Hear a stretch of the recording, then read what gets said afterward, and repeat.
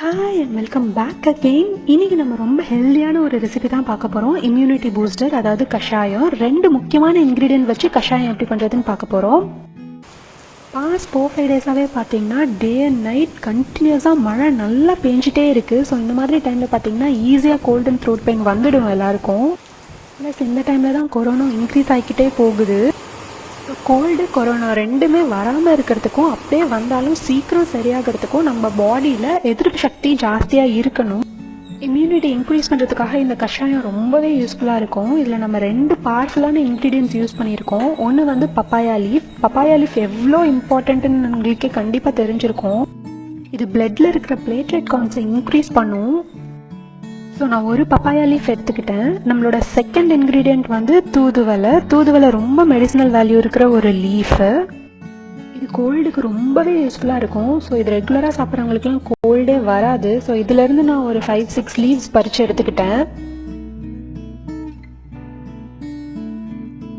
இதில் நிறைய குட்டி குட்டியாக முள்ளாக இருக்கும். ஸோ அது எல்லாத்தையும் நான் ரிமூவ் பண்ணி வாஷ் பண்ணி வச்சுருக்கேன்.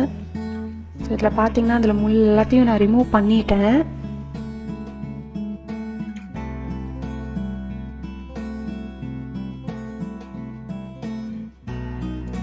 பப்பாயா தூதுவளை ரெண்டையுமே குட்டி குட்டியாக சாப் பண்ணி வச்சுருக்கேன். 2 ஸ்பூன் மிளகு, 2 ஸ்பூன் சீரகம் எடுத்திருக்கேன். அது ரெண்டையும் நல்லா பவுடர் பண்ண போகிறேன்.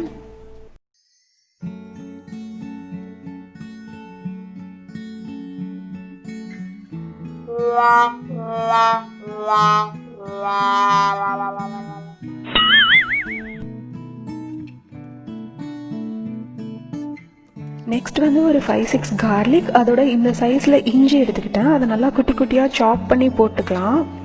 போட்டுட்டு இது ரெண்டையும் சேர்த்து நல்லா மேஷ் பண்ணிக்கலாம்.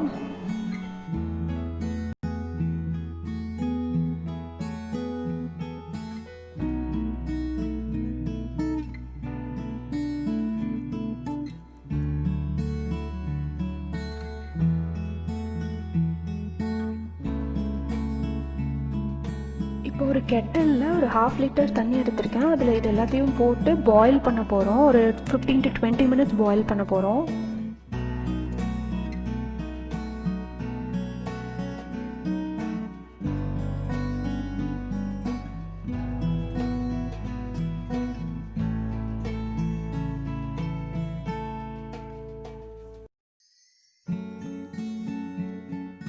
லாஸ்ட்டாக அதில் ஒரு 2 ஸ்பூன் சால்ட் ஆட் பண்ணிக்கலாம்.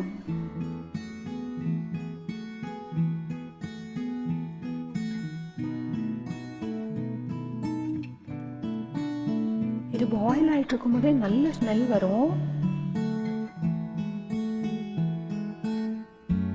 20 minutes நல்ல பாயில் ஆகிடுச்சு. ஸோ இப்போ இதை ஃபில்டர் பண்ணி நம்ம எடுத்து குடிக்கலாம். நம்மளோட கஷாயம் ரெடி. இது ரொம்ப ரொம்ப ஹெல்த்தி. குடிக்கிறதுக்கு கொஞ்சம் காரமாக இருக்கும். ஸோ குழந்தைங்களுக்கு கொடுக்குறதா இருந்தால் லைட்டாக அதில் 2 ட்ராப் ஹனி யூஸ் பண்ணிக்கலாம். இந்த வீடியோ உங்களுக்கு பிடிச்சிருக்குன்னு நினைக்கிறேன். அடுத்து ஒரு இன்ட்ரெஸ்டிங் வீடியோவில் பார்க்கலாம். அது வரைக்கும் பாய்.